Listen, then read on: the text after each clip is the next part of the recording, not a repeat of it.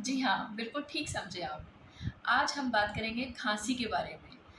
अब सर्दियों का मौसम है, खाँसी और कोल्ड ये एक बिल्कुल आम बीमारी है। तो आज हम कैसी भी खाँसी है आपकी, आज हम उसका ट्रीटमेंट बताएँगे और खाँसी सिर्फ़ ठीक होगी 5 मिनट्स में।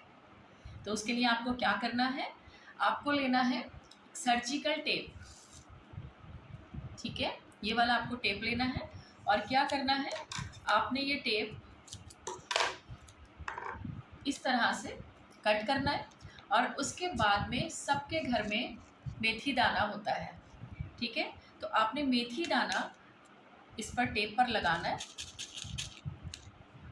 टेप पर लगाने के बाद में आपने ये जो हमारा थंब है, ठीक है? थंब में हमारे 3 पार्ट होते हैं, फर्स्ट, सेकंड, थर्ड। जो मिडल वाला पार्ट है, उसको आपको इस मेथी दाने से कवर कर लेना है।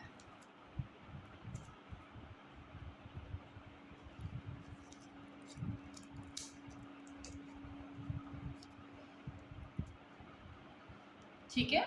और ये आपको क्या करना है, ये बोथ हैंड में करना है आपको, ठीक है? ये जो अंगूठा है आपका राइट हैंड वाला, इस पर भी लगाना है।